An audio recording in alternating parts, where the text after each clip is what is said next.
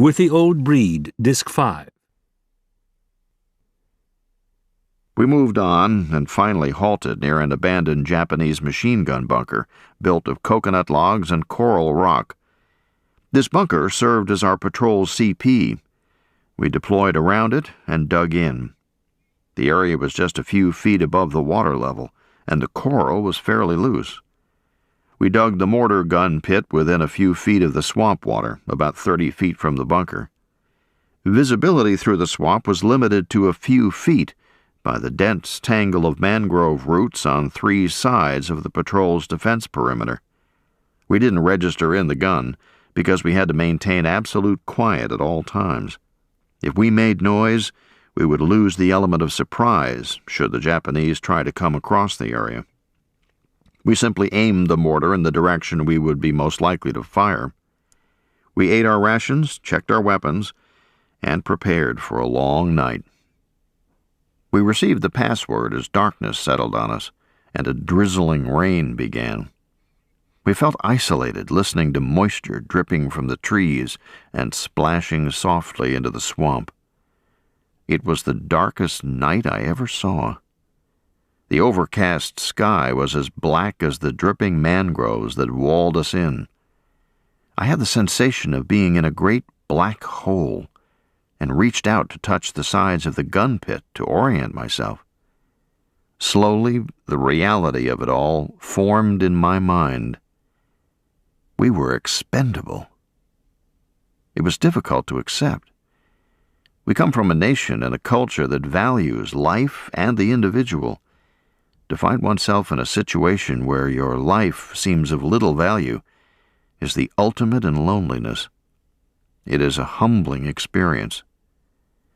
Most of the combat veterans had already grappled with this realization on Guadalcanal or Gloucester, but it struck me out in that swamp. George Sarrett, a Gloucester veteran, was in the gun pit with me, and we tried to cheer each other up. In low tones, he talked of his boyhood in Texas and about Gloucester. Word came that Haney was crawling along, checking positions. "What's the password?" whispered Haney as he crawled up to us. George and I both whispered the password. "Good," said Haney.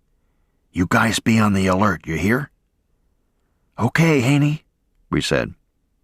He crawled over to the CP, where I assumed he settled down. "I guess he'll be still for a while now," I said.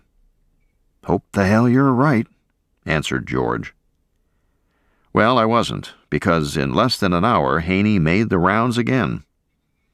"What's the password?" he whispered as he poked his head up to the edge of our hole. We told him. "Good," he said. "You guys check your weapons. Got a round in the chamber?"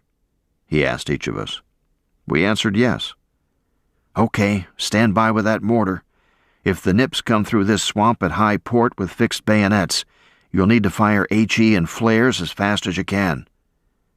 He crawled off. "Wish that Asiatic old boy would settle down. He makes me nervous. He acts like we're a bunch of green boots," my companion growled. George was a cool-headed, self-possessed veteran, and he spoke my sentiments. Haney was making me jittery, too. Weary hours dragged on. We strained our eyes and ears in the dripping blackness for indications of enemy movement. We heard the usual jungle sounds caused by animals. A splash, as something fell into the water, made my heart pound and caused every muscle to tighten. Haney's inspection tours got worse. He obviously was getting more nervous with each hour. "I wish to hell Hillbilly would grab him by the stacking swivel and anchor him in the CP," George mumbled. The luminous dial of my wristwatch showed the time was after midnight. In the CP, a low voice sounded. "Oh, and trailed off, only to repeat the sound louder. "What's that?" I asked George anxiously. "Sounds like some guy having a nightmare," he replied nervously.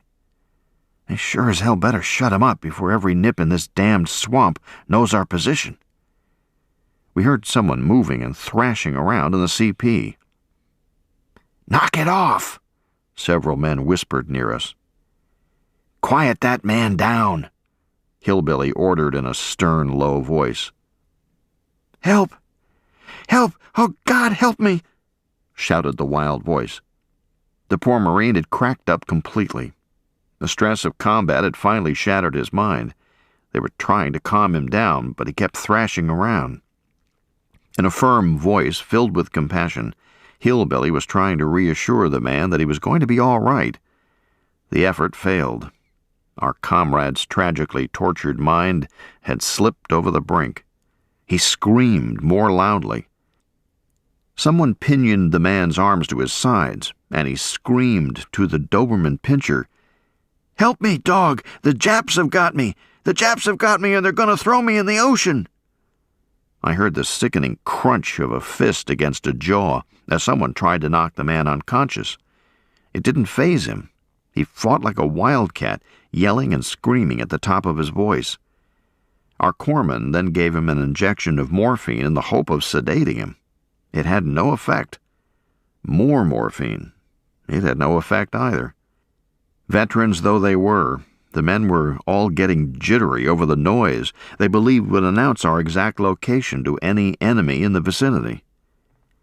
"Hit him with that flat of that entrenching shovel," a voice commanded in the CP. A horrid thud announced that the command was obeyed. The poor man finally became silent. "Christ almighty, what a pity," said a Marine in a neighboring foxhole. "You said that right. But if the goddamn nips don't know we're here after all that yelling, they'll never know," his buddy said. A tense silence settled over the patrol. The horror of the whole affair stimulated Haney to check our positions frequently. He acted like some hyperactive demon and cautioned us endlessly to be on the alert. When welcome dawn finally came after a seemingly endless blackness, we all had frayed nerves. I walked a few paces over to the CP to find out what I could. The man was dead. Covered with his poncho, his body lay next to the bunker. The agony and distress etched on the strong faces of Hillbilly, Hank, and the others in the CP revealed the personal horror of the night. Several of these men had received or would receive decorations for bravery in combat, but I never saw such agonized expressions on their faces as that morning in the swamp. They had done what any of us would have had to do under similar circumstances. Cruel chance had thrust the deed upon them. Hillbilly looked at the radio man and said, "I'm taking this patrol in. Get battalion for me." The radio man tuned his big pack-sized radio and got the battalion CP. Hillbilly told the battalion CO, Major Gustafson, that he wanted to bring in the patrol. We could hear the major tell Hillbilly he thought we should stay put for a couple of days until G2 could determine the disposition of the Japanese. Hillbilly, a first lieutenant, calmly disagreed, saying we hadn't fired a shot, but because of circumstances we all had a pretty bad case of nerves. He felt strongly that we should come in. I saw several old salts raise their eyebrows and smile as Hillbilly stated his opinion. To our relief, Gus agreed with him. I have always thought it was probably because of his respect for Hillbilly's judgment.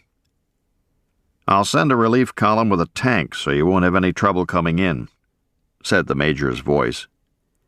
We all felt comforted. The word went rapidly through the patrol that we were going in. Everyone breathed easier. In about an hour, we heard a tank coming.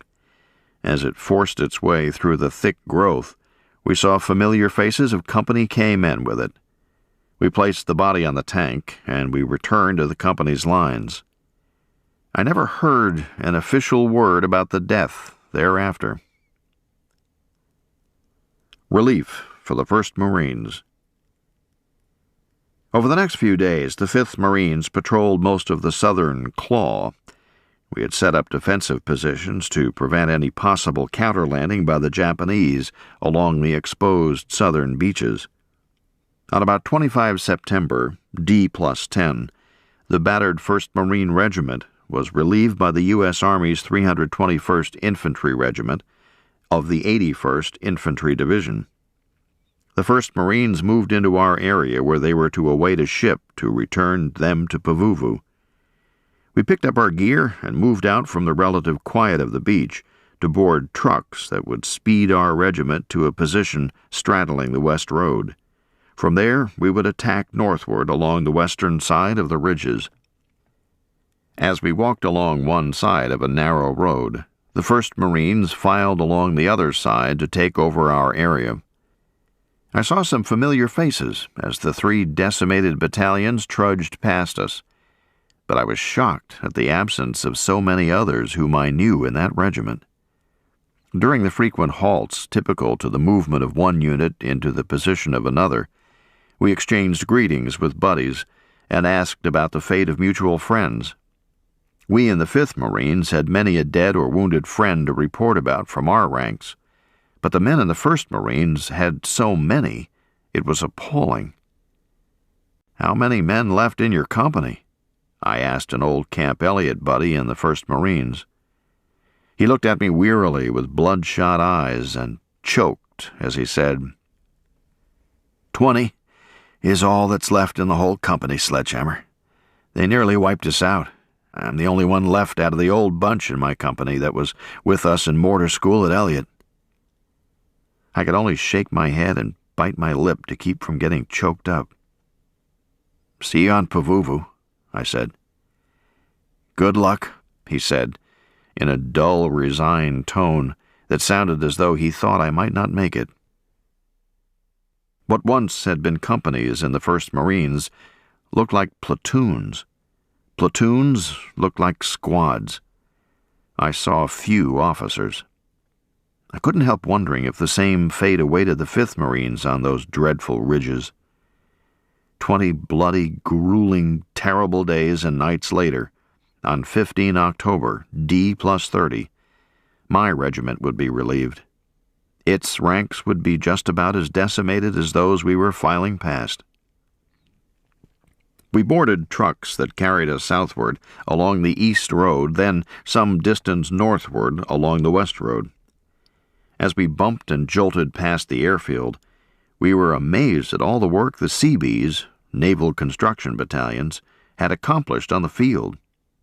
Heavy construction equipment was everywhere, and we saw hundreds of service troops living in tents and going about their duties as though they were in Hawaii or Australia. Several groups of men, Army and Marine service troops, watched our dusty truck convoy go by. They wore neat caps and dungarees, were clean-shaven, and seemed relaxed. They eyed us curiously, as though we were wild animals in a circus parade. I looked at my buddies in the truck and saw why. The contrast between us and the onlookers was striking. We were armed, helmeted, unshaven, filthy, tired, and haggard. The sight of clean, comfortable non-combatants was depressing, and we tried to keep up our morale by discussing the show of U.S. material power and technology we saw. We got off the truck somewhere up the West Road, parallel to the section of the ridges on our right that was in American hands. We heard firing on the closest ridge. The troops I saw along the road as we unloaded were Army infantrymen from the 321st Infantry Regiment, veterans of Angaur. As I exchanged a few remarks with some of these men, I felt a deep comradeship and respect for them. Reporters and historians like to write about inter-service rivalry among military men. It certainly exists, but I found that front-line combatants in all branches of the services showed a sincere mutual respect when they faced the same danger and misery. Combat soldiers and sailors might call us gyrenes, and we called them dog-faces and swabbies, but we respected each other completely. After the relief of 1st Marines, a new phase of the fight for Peleliu began. No longer would the Marines suffer prohibitive casualties in fruitless frontal assaults from the south against the ridges. Rather, they would sweep up the western coast around the enemy's last-ditch defenses in search of a better route into the final pocket of resistance. Although the bitter battle for Peleliu would drag on for another 2 months, the 1st Marine Division seized all of the terrain of strategic value in the first week of bitter fighting. In a series of exhausting assaults, the division had taken the vital airfield, the commanding terrain above it, and all of the island south and east of Ummerbrogel Mountain. Yet the cost had been high. 3,946 casualties. The division had lost 1 regiment as an effective fighting unit and had severely depleted the strength of its other 2. Chapter 5. Another amphibious assault. The 5th Marines now had the mission to secure the northern part of the island, that is, the upper part of the larger Lobster Claw. Following that chore, the regiment was to move south again on the eastern side of the Ummerbrogel ridges to complete the isolation and encirclement. Most of us in the ranks never saw a map of Peleliu except during training on Pavuvu, and had never heard the ridge system referred to by its correct name, Ummerbrogel Mountain. We usually referred to the whole ridge system as Bloody Nose Ridge, or simply the Ridges. As we moved through the Army lines, Japanese machine guns were raking the crest of the ridge on our right. The slugs and bluish-white tracers pinned down the American troops on the ridge, but passed high above us on the road. The terrain was flat and sparsely wooded. Tanks supported us, and we were fired on by small arms, artillery, and mortars from the high coral ridges to our right, and from Ngesabus Island a few hundred yards north of Peleliu. Our battalion turned right at the junction of West Road and East Road, headed south along the latter, and stopped at dusk. As usual, there wasn't much digging in as such, mostly finding some crater or depression and piling rocks around it for what protection we could get. I was ordered to carry a 5-gallon can of water over to the company's CP. When I got there, Ak was studying a map by the light of a tiny flashlight that his runner shielded with another folded map. The company's radio man was sitting with him, quietly tuning his radio and calling an artillery battery of the 11th Marines. Putting the water can down, I sat on it and watched my skipper with admiration. Never before had I regretted so profoundly my lack of artistic talent and inability to draw the scene before me. The tiny flashlight faintly illuminated Captain Haldane's face as he studied the map. His big jaw, covered with a charcoal stubble of beard, jutted out, his heavy brow wrinkled with concentration just below the rim of his helmet. The radio man handed the phone to Ak. He requested a certain number of rounds of 75mm HE to be fired out to Company K's front. A Marine on the other end of the radio questioned the need for the request. Haldane answered pleasantly and firmly, "Maybe so, but I want my boys to feel secure." Shortly, the 75s came whining overhead and started bursting in the dark, thick growth across the road.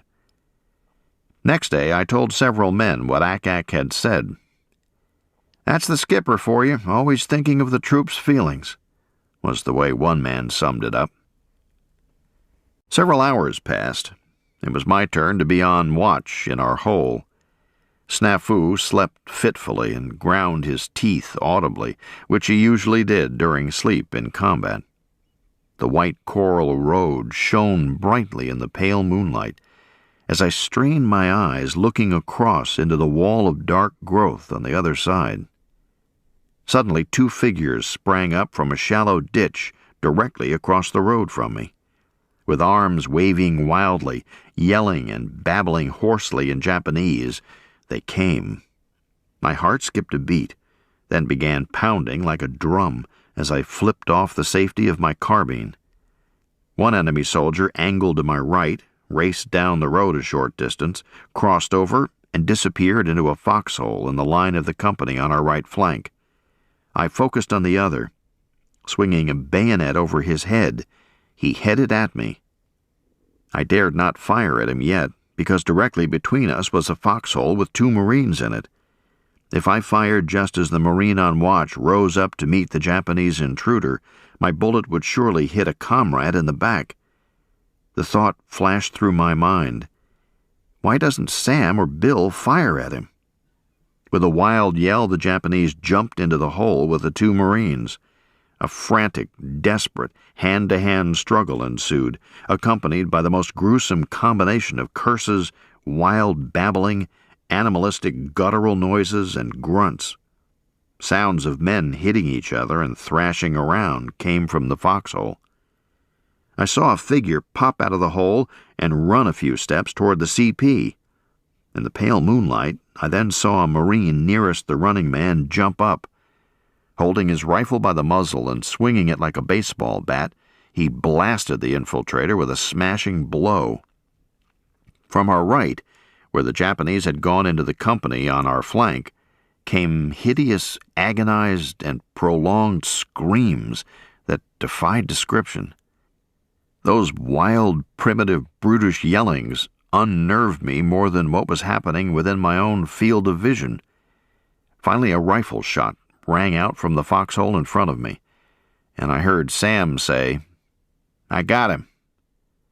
The figure that had been clubbed by the rifle lay groaning on the deck about 20 feet to the left of my hole. The yelling over to our right ceased abruptly. By this time, of course, everyone was on the alert. "How many Nips were there?" asked a sergeant near me. "I saw 2, I answered. "There must have been more," someone else put in. "No," I insisted. "Only 2 came across the road here. One of them ran to the right where all that yelling was, and the other jumped into the hole where Sam shot him." "Well then, if there were just those 2 Nips, what's all that groaning over here then?" he asked, indicating the man felled by the rifle butt. "I don't know, but I didn't see but 2 Nips, and I'm sure of it," I said adamantly, with an insistence that has given me peace of mind ever since. A man in a nearby hole said, "I'll check it out." Everyone sat still as he crawled to the groaning man in the shadows. A .45 pistol shot rang out. The moaning stopped, and the Marine returned to his hole. A few hours later, as objects around me became faintly visible with the dawn, I noticed that the still form lying to my left didn't appear Japanese. It was either an enemy in Marine dungarees and leggings, or it was a Marine. I went over to find out which. Before I got to the prone body, its identity was obvious to me. "My God," I said in horror. Several men looked at me and asked what was the matter. "It's Bill," I said. An officer and an NCO came over from the CP. "Did he get shot by one of those Japs?" asked the sergeant. I didn't answer, just looked at him with a blank stare, and felt sick. I looked at the man who had crawled past me to check on the groaning man in the dark. He had shot Bill through the temple, mistakenly assuming him to be a Japanese. Bill hadn't told any of us he was leaving his foxhole. As the realization of his fatal mistake hit him, the man's face turned ashen, his jaw trembled, and he looked as though he were going to cry.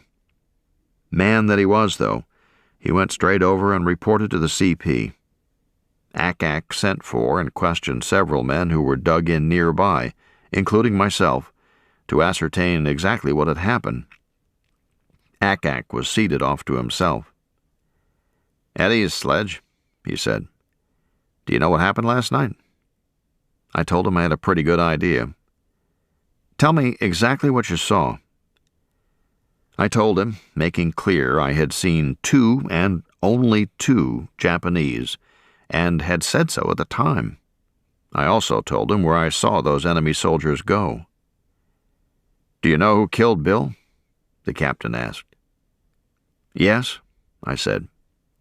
Then he told me it had been a tragic mistake that anyone could have made under the circumstances, and never to discuss it or mention the man's name. He dismissed me. As far as the men were concerned, the villain in the tragedy was Sam. At the time of the incident, Sam was supposed to be on watch, while Bill was taking his turn at getting much-needed sleep. It was routine that at any pre-agreed time, the man on watch woke his buddy, and after reporting anything he had seen or heard, took his turn at sleep. This standard procedure in combat on the front line was based on a fundamental creed of faith and trust. You could depend on your buddy. He could depend on you. It extended beyond your foxhole, too. We felt secure, knowing that one man in each hole was on watch through the night. Sam had betrayed that basic trust, and he had committed an unforgivable breach of faith. He went to sleep on watch while on the line. As a result, his buddy died, and another man would bear the heavy burden of knowing that, accident though it was, he had pulled the trigger. Sam admitted that he might have dozed off. The men were extremely hard on him for what had happened. He was visibly remorseful, but it made no difference to the others, who openly blamed him. He whined and said he was too tired to stay awake on watch, but he only got sworn at by men who were equally tired, yet reliable. We all liked Bill a great deal. He was a nice young guy, probably in his teens. On the neatly typewritten muster roll for the 3rd Battalion, 5th Marines on 25 September 1944, one reads these stark words: Blank William S., killed in action against the enemy. Wound, gunshot, head. Remains interred in grave number 3, M. So simply stated. Such an economy of words. But to someone who was there, they convey a tragic story. What a waste. The Japanese who had come across the road in front of me were probably members of what the enemy called a close-quarter combat unit. The enemy soldier shot by Sam was not dressed or equipped like their typical infantryman. Rather, he wore only tropical khaki shorts, short-sleeved shirt, and tabi footwear, split-toed, rubber-soled canvas shoes. He carried only his bayonet. Why he entered our line where he did may have been pure accident, or he may have had an eye on our mortar. His comrade angled off toward the right near a machine gun on our flank. Mortars and machine guns were favorite targets for infiltrators on the front lines. To the rear, they went after heavy mortars, communications, and artillery. Before Company K moved out, I went down the road to the next company to see what had happened during the night. I learned that those blood-chilling screams had come from the Japanese I had seen run to the right. He had jumped into a foxhole where he met an alert Marine. In the ensuing struggle, each had lost his weapon. The desperate Marine had jammed his forefinger into his enemy's eye socket and killed him. Such was the physical horror and brutish reality of war for us. Ngaysabus Island. Early the next morning, our battalion made a successful assault on a small hill on the narrow neck of northern Peleliu. Because of its isolated position, it lacked the mutual support from surrounding caves that made most of the ridges on the island impregnable. At this time, the rest of the regiment was getting a lot of enemy fire from Ngaysabus Island. The word was that several days earlier the Japanese had slipped reinforcements by barge down to Peleliu from the larger islands to the north. Some of the barges had been shot up and sunk by the Navy, but several hundred enemy troops got ashore. It was a real blow to our morale to hear this.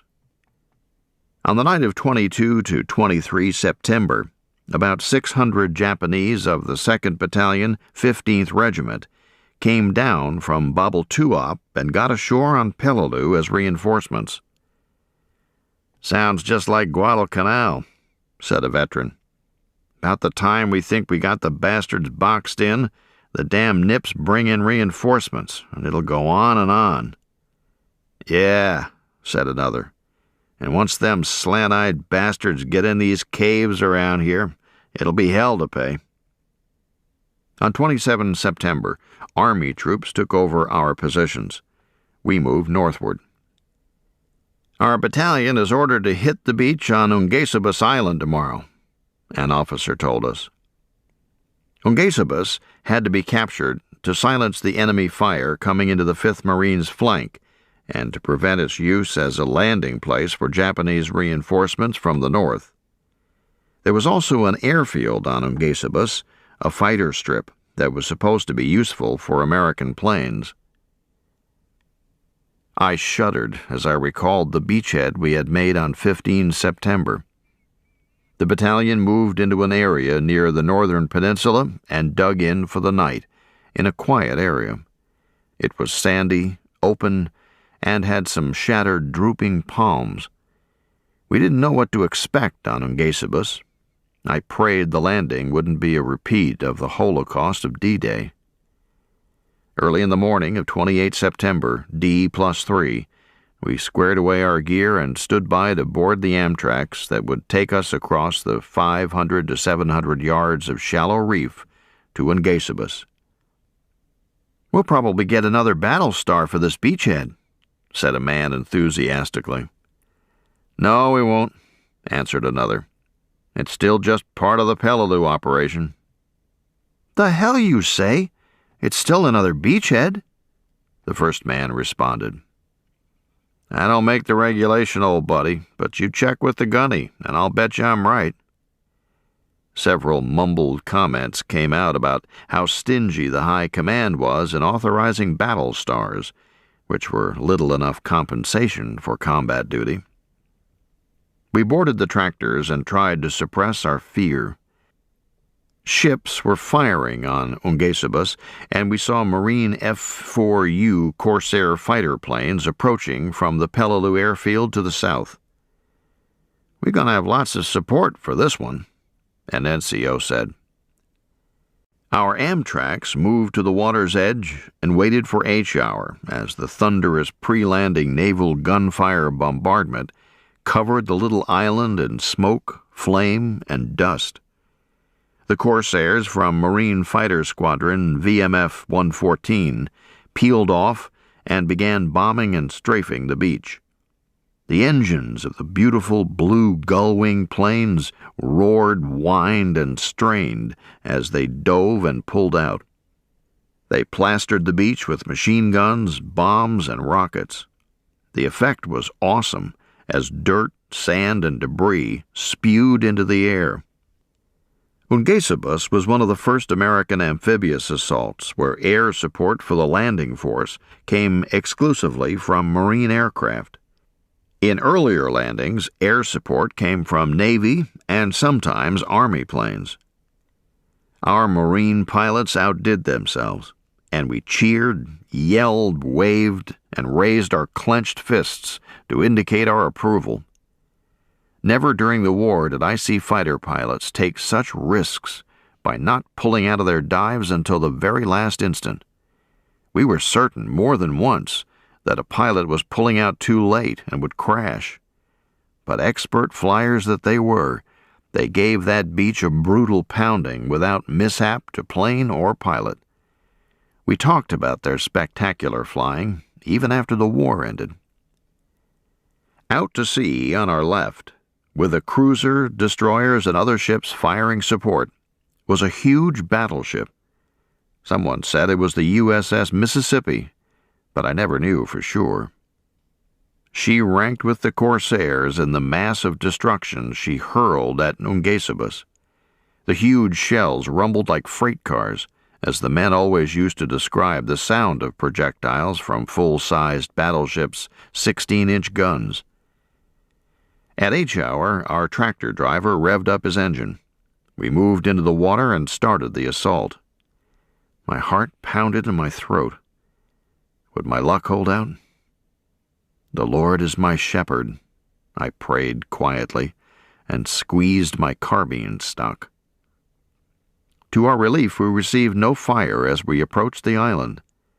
When my Amtrak lurched to a stop well up on the beach, the tailgate went down with a bump and we scrambled out. With its usual din and thunder, the bombardment moved inland ahead of us. Some company K Marines on the beach were already firing into pillboxes and bunkers and dropping in grenades. With several other men, I headed inland a short distance. But as we got to the edge of the airstrip, we had to dive for cover. A Nambu Japanese light machine gun had cut loose on us. A buddy and I huddled beneath a coral rock as the machine gun slugs zipped viciously overhead. He was on my right. Because the rock was small, we pressed shoulder to shoulder, hugging it for protection. Suddenly there was a sickening crack, like someone snapping a large stick. My friend screamed, "Oh, God, I'm hit!" and lurched over onto his right side. He grabbed his left elbow with his right hand, groaning and grimacing with pain as he thrashed around, kicking up dust. A bypassed sniper had seen us behind the rock and shot him.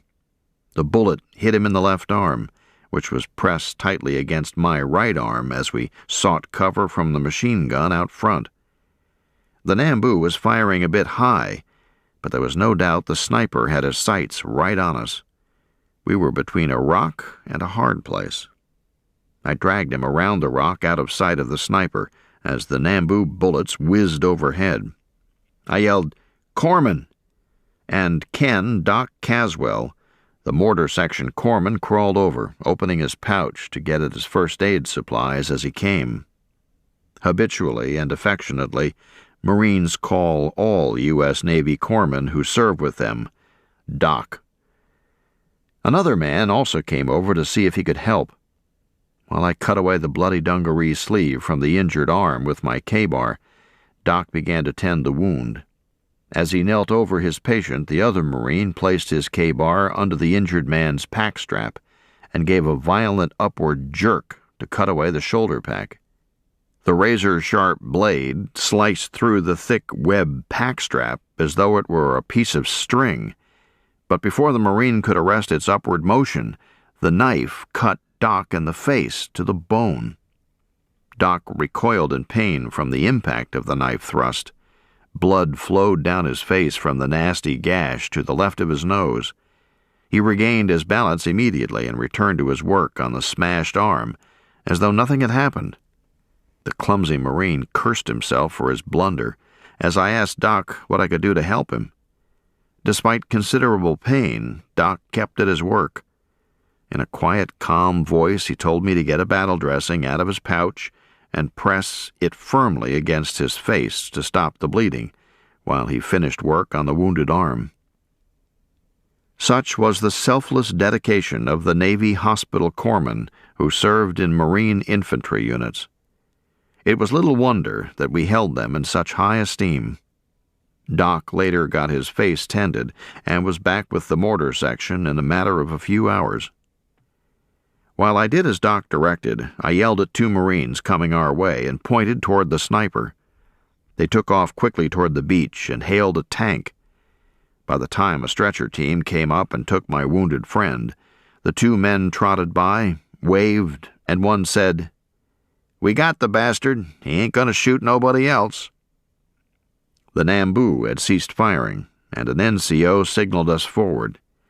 Before moving out, I looked toward the beach and saw the walking wounded wading back toward Peleliu. After we moved farther inland, we received orders to set up the mortars on the inland side of a Japanese pillbox and prepare to fire on the enemy to our company's front. We asked Company K's Gunnery Sergeant W.R. Saunders, if he knew of any enemy troops in the bunker. It appeared undamaged. He said some of the men had thrown grenades through the ventilators, and he was sure there were no live enemy inside. Snafu and I began to set up our mortar about 5 feet from the bunker. Number 1 mortar was about 5 yards to our left. Corporal R.V. Bergen was getting the sound-powered phone hooked up to receive fire orders from Sergeant Johnny Marmot, who was observing. I heard something behind me in the pillbox. Japanese were talking in low, excited voices. Metal rattled against an iron grating. I grabbed my carbine and yelled, "Bergen, there are nips in that pillbox." All the men readied their weapons as Bergen came over to have a look, kidding me with, "Shucks, Sledgehammer, you're cracking up." He looked into the ventilator port directly behind me. It was rather small, approximately 6 inches by 8 inches, and covered with iron bars about a half-inch apart. What he saw brought forth a stream of curses in his best Texas style against all Nippon. He stuck his carbine muzzle through the bars, fired 2 quick shots, and yelled, "I got him right in the face." The Japanese inside the pillbox began jabbering loudly. Bergen was gritting his teeth and calling the enemy SOBs while he fired more shots through the opening. Every man in the mortar section was ready for trouble as soon as Bergen fired the first shot. It came in the form of a grenade tossed out of the end entrance to my left. It looked as big as a football to me. I yelled, "Grenade!" and dove behind the sand breastwork protecting the entrance at the end of the pillbox. The sand bank was about 4 feet high and L-shaped to protect the entrance from fire from the front and flanks. The grenade exploded, but no one was hit. The Japanese tossed out several more grenades without causing us injury because we were hugging the deck. Most of the men crawled around to the front of the pillbox and crouched close to it between the firing ports so the enemy inside couldn't fire at them. John Redifer and Vincent Santos jumped on top. Things got quiet. I was nearest the door, and Bergen yelled at me, "Look in and see what's in there, Sledgehammer." Being trained to take orders without question, I raised my head above the sandbank and peered into the door of the bunker. It nearly cost me my life. Not more than 6 feet from me crouched a Japanese machine gunner. His eyes were black dots in a tan, impassive face, topped with a familiar mushroom helmet. The muzzle of his light machine gun stared at me like a gigantic third eye. Fortunately for me, I reacted first. Not having time to get my carbine into firing position, I jerked my head down so fast my helmet almost flew off. A split second later, he fired a burst of 6 or 8 rounds. The bullets tore a furrow through the bank just above my head and showered sand on me. My ears rang from the muzzle blast, and my heart seemed to be in my throat, choking me. I knew damn well I had to be dead. He just couldn't have missed me at that range. A million thoughts raced through my terrified mind, of how my folks had nearly lost their youngest, of what a stupid thing I had done to look directly into a pillbox full of Japanese without even having my carbine at the ready, and of just how much I hated the enemy anyway. Many a Marine veteran had already lost his life on Peleliu for making less of a mistake than I had just made. Bergen yelled and asked if I were all right. A hoarse squawk was all the answer I could muster, but his voice brought me to my senses. I crawled around to the front, then up on top of the bunker, before the enemy machine gunner could have another try at me. Redifer yelled, "They've got an automatic weapon in there." Snafu disagreed, and a spirited argument ensued. Redifer pointed out that there surely was an automatic weapon in there, and that I should know because it came close to blowing off my head. But Snafu was adamant. Like much of what I experienced in combat, this exchange was unreal. Here we were, 12 Marines with a bull by the tail in the form of a well-built concrete pillbox, containing an unknown number of Japanese with no friendly troops near us, and Snafu and Redifer, veterans, in a violent argument. Bergen shouted, "Knock it off," and they shut up. Redifer and I lay prone on top of the bunker just above the door.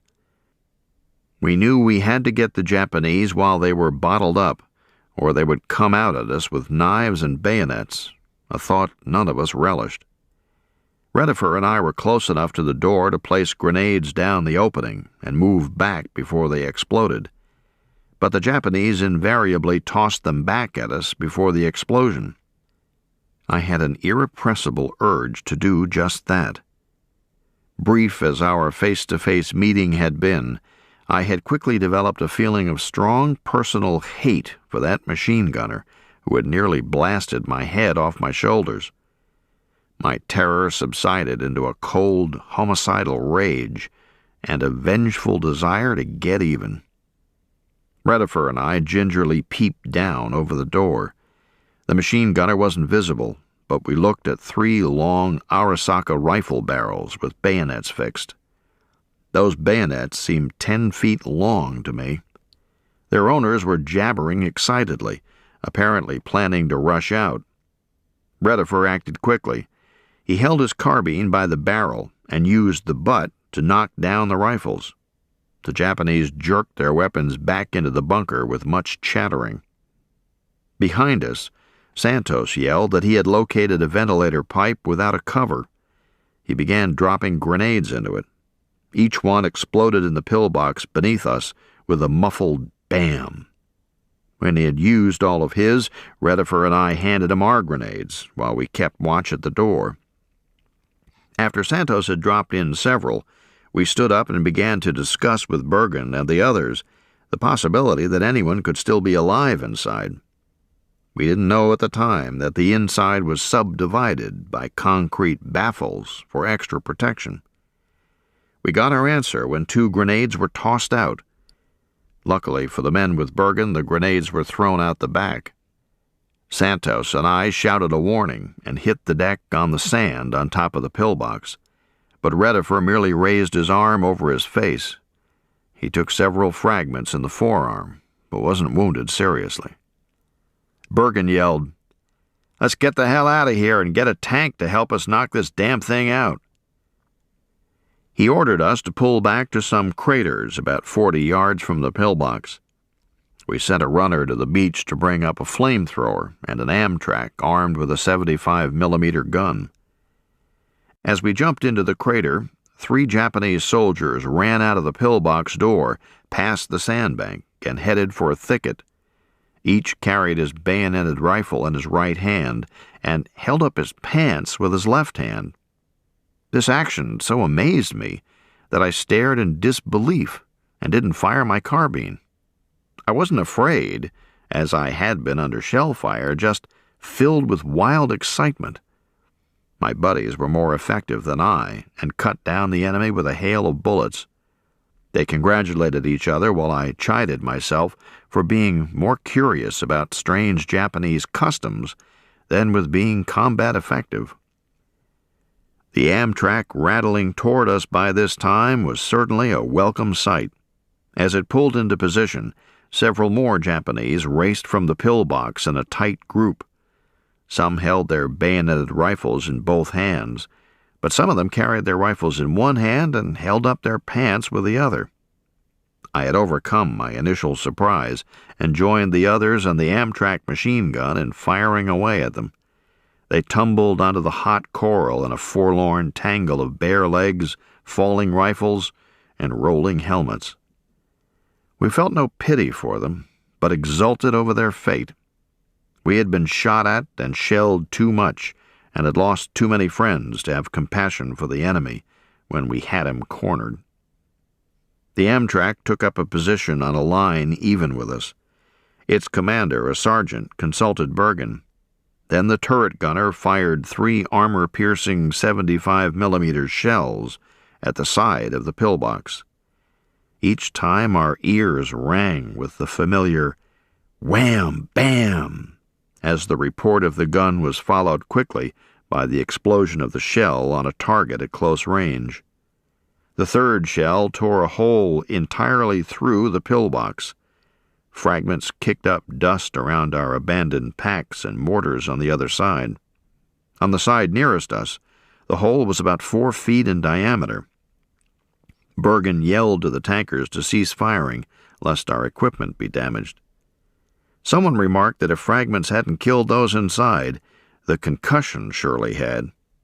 But even before the dust settled, I saw a Japanese soldier appear at the blasted opening. He was grim determination personified as he drew back his arm to throw a grenade at us. My carbine was already up. When he appeared, I lined up my sights on his chest and began squeezing off shots. As the first bullet hit him, his face contorted in agony, his knees buckled. The grenade slipped from his grasp. All the men near me, including the Amtrak machine gunner, had seen him and began firing. The soldier collapsed in the fusillade, and the grenade went off at his feet. Even in the midst of these fast-moving events, I looked down at my carbine with sober reflection. I had just killed a man at close range. That I had seen clearly the pain on his face when my bullets hit him came as a jolt. It suddenly made the war a very personal affair.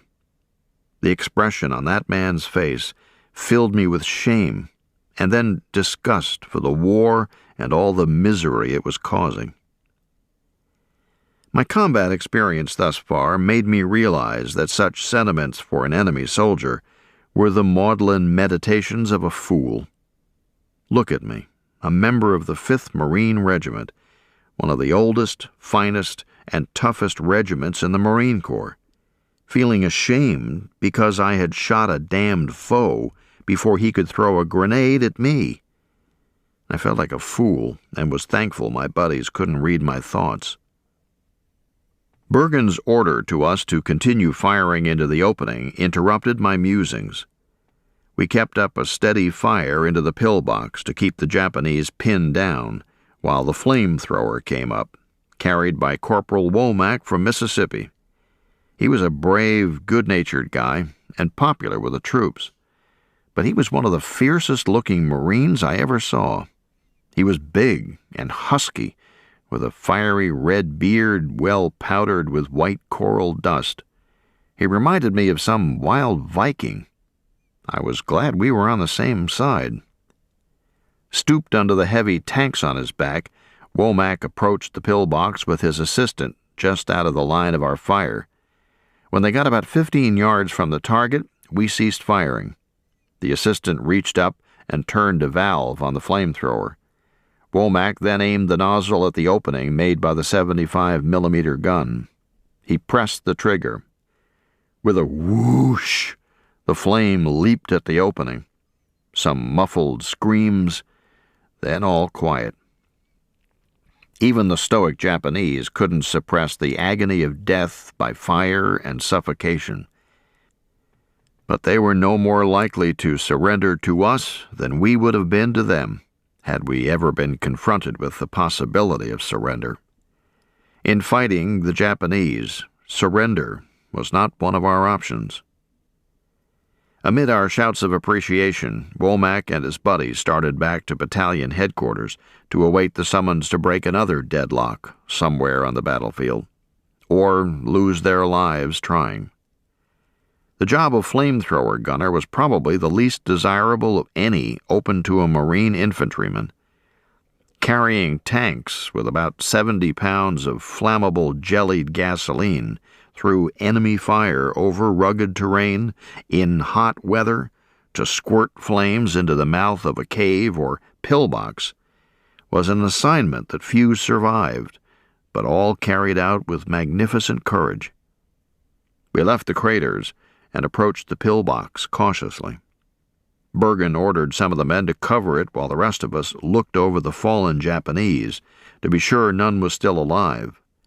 Wounded Japanese invariably exploded grenades when approached, if possible, killing their enemies along with themselves. All of them were dead. The pillbox was out of action, thanks to the flamethrower and the Amtrak.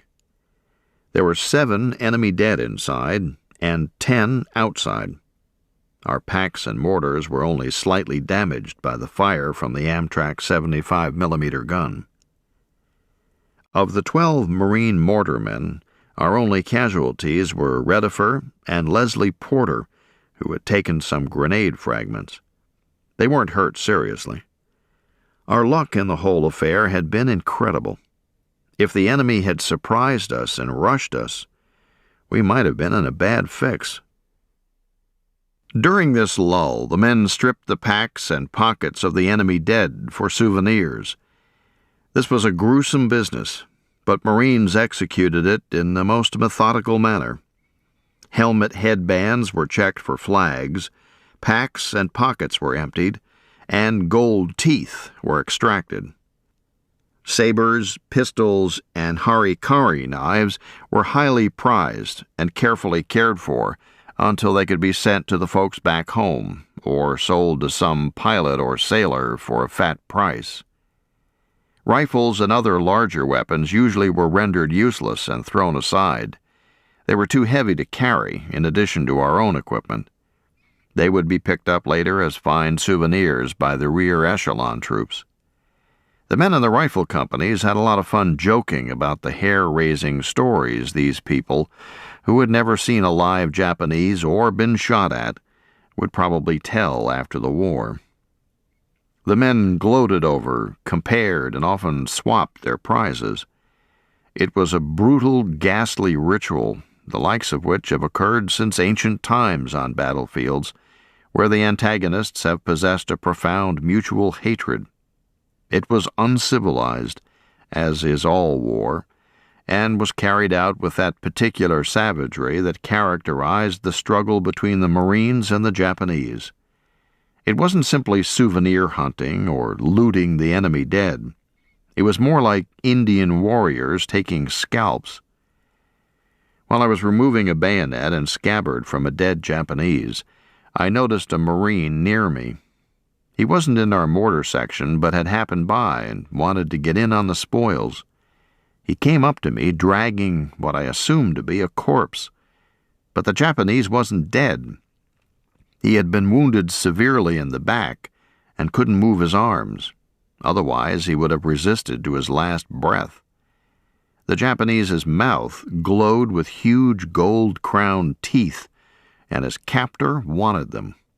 He put the point of his K-bar on the base of a tooth and hit the handle with the palm of his hand. Because the Japanese was kicking his feet and thrashing about, the knife point glanced off the tooth and sank deeply into the victim's mouth.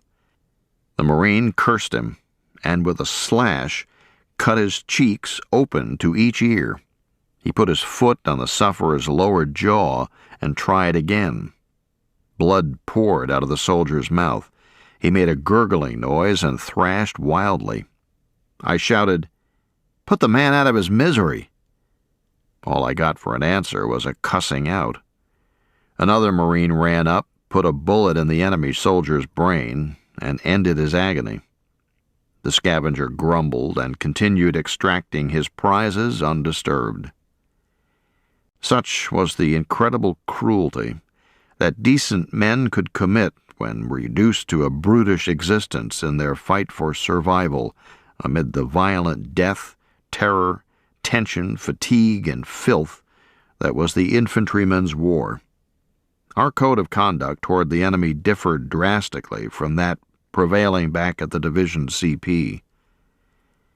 The struggle for survival went on day after weary day, night after terrifying night. One remembers vividly the landings and the beachheads, and the details of the first 2 or 3 days and nights of a campaign. After that, time lost all meaning. A lull of hours or days seemed but a fleeting instant of heaven-sent tranquility. Lying in a foxhole, sweating out an enemy artillery or mortar barrage, or waiting to dash across open ground under machine gun or artillery fire, defied any concept of time. To the non-combatants and those on the periphery of action, The war meant only boredom or occasional excitement. But to those who entered the meat grinder itself, the war was a netherworld of horror from which escape seemed less and less likely as casualties mounted and the fighting dragged on and on. Time had no meaning. Life had no meaning. The fierce struggle for survival in the abyss of Peleliu eroded the veneer of civilization and made savages of us all. We existed in an environment totally incomprehensible to men behind the lines, service troops and civilians.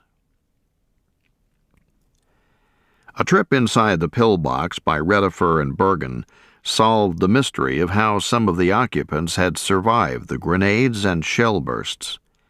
Bergen shot a soldier inside who was feigning death. Concrete walls partitioned the bunker into compartments connected by small openings. 3 or 4 enemy soldiers occupied each compartment, which had its own firing ports to the outside. Each would have had to be put out of action individually had we not had the help of Womack and his flamethrower.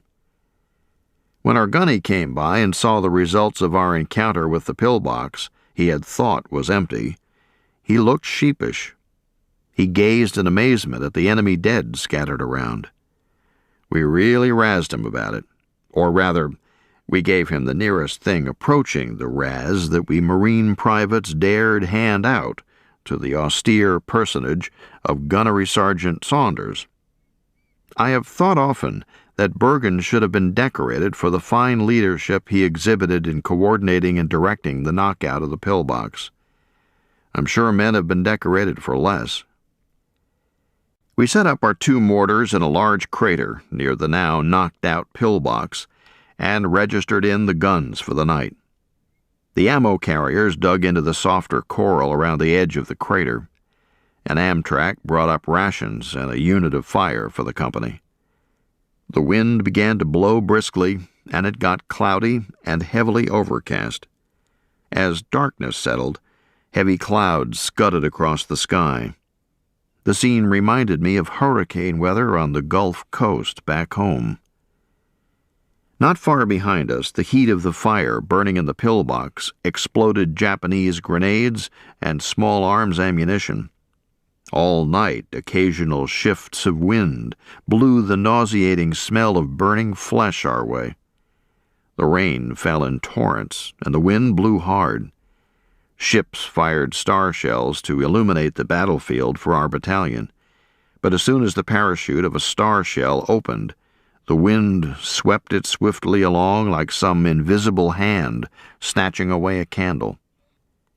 In the few hundred yards they still held at the northern end of the island, the enemy was fairly quiet. The next morning, again with the help of tanks and Amtraks, our battalion took most of the remainder of Ngesibus. Our casualties were remarkably low for the number of Japanese we killed. Official accounts vary somewhat as to the actual casualty figures for Ngesibus. However, the Marines suffered about 15 killed and 33 wounded, while the Japanese lost 470 killed and captured. Company K suffered the largest portion of the casualties in 3-5 by losing 8 killed and 24 wounded. This undoubtedly resulted from the presence of a ridge and caves on Ngesibus in our sector. In mid-afternoon, we learned that an Army unit would relieve us shortly and complete the job on the northern end of Ngesibus. Our mortar section halted to await orders and dispersed among some open bushes. In our midst was the wreckage of a Japanese heavy machine gun and the remains of the squad that had been wiped out by Company K. The squad members had been killed in the exact positions to be occupied by such a squad, according to the book. At first glance, the dead gunner appeared about to fire his deadly weapon. He still sat bolt upright in the proper firing position behind the breech of his machine gun. Even in death, his eyes stared widely along the gun sights, despite the vacant look of his dilated pupils. I couldn't believe he was dead. Cold chills ran along my spine. Goose flesh tickled my back. It seemed as though he was looking through me into all eternity, that at any instant he would raise his hands, which rested in a relaxed manner on his thighs, grip the handles on the breech, and press the thumb trigger. The bright, shiny brass slugs in the strip clip appeared as ready as the gunner, anxious to speed out, to kill and to maim more of the American devils. But he would rot, and they would corrode. Neither he nor his ammo could do any more for the Emperor. The crown of the gunner's skull had been blasted off, probably by one of our automatic weapons. His riddled steel helmet lay on the deck like a punctured tin can. The assistant gunner lay beside the gun. Apparently he had just opened a small green wooden chest filled with strip clips of machine gun cartridges when he was killed. Several other Japanese soldiers' ammo carriers lay strung out at intervals behind the gun.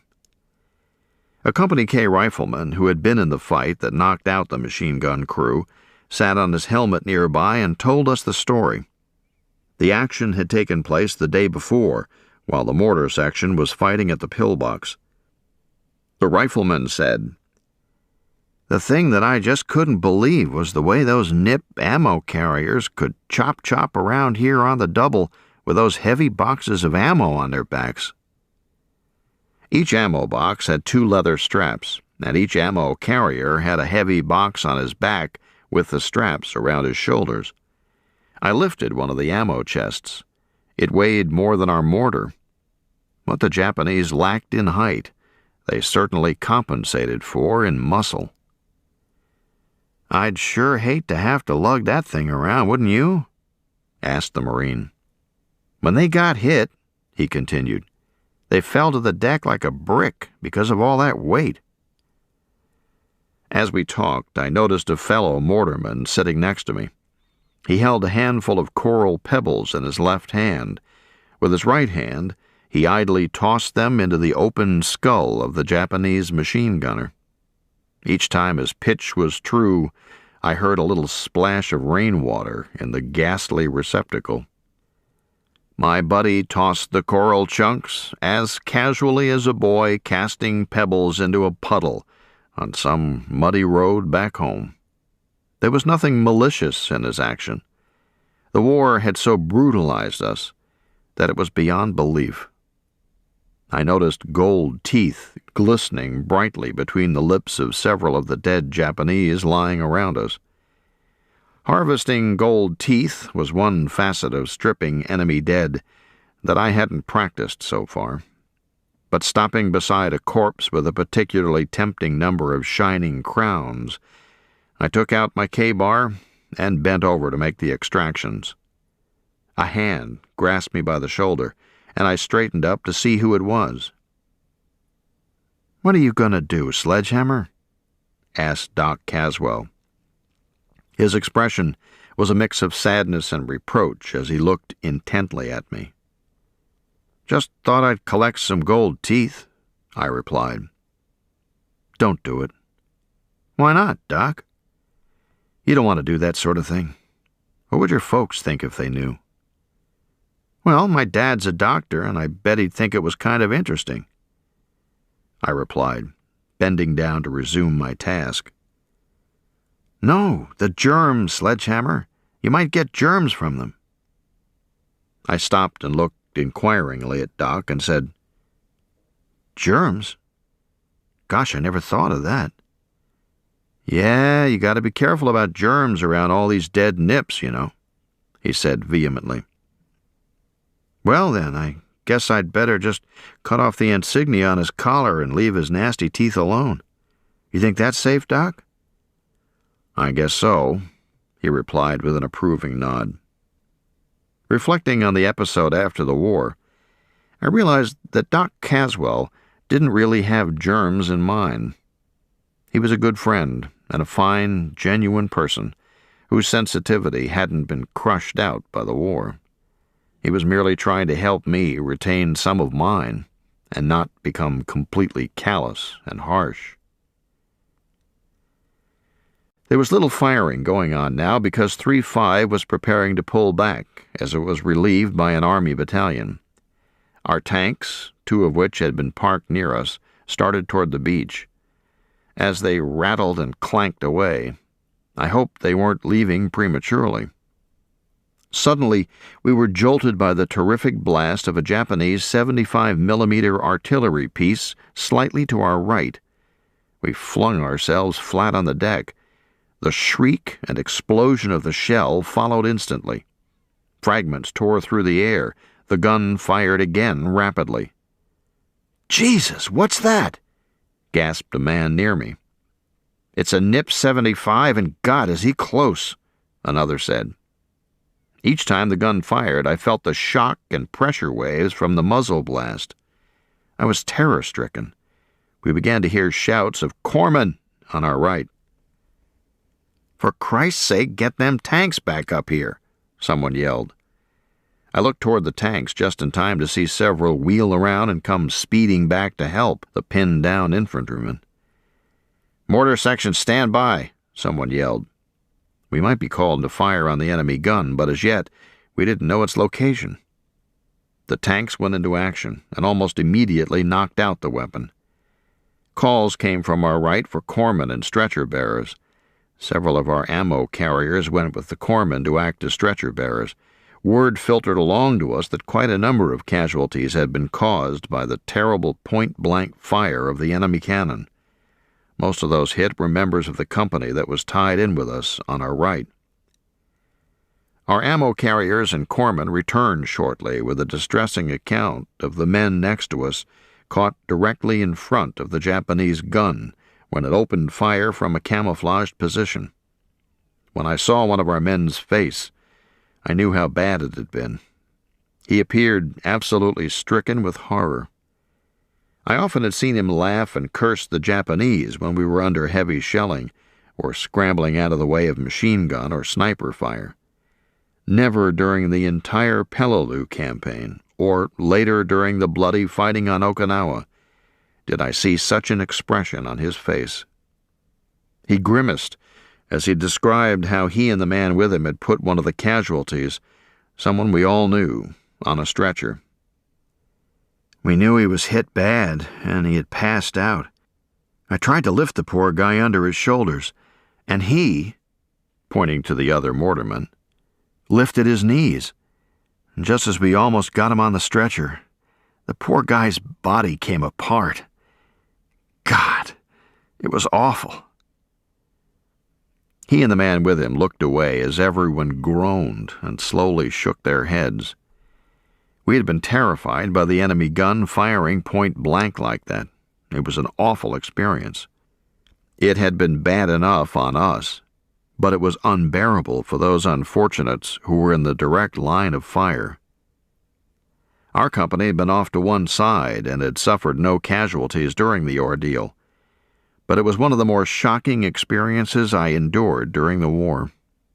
As I have said earlier, to be shelled was terrifying, and to be shelled in the open, on your feet, was horrible. But to be shelled point blank was so shocking that it almost drove the most resilient and toughest among us to panic. Words can't convey the awesome sensation of actually feeling the muzzle blasts that accompanied the shrieks and concussions of those artillery shells fired from a gun so close by. We felt profound pity for our fellow Marines who had caught its full destructive force.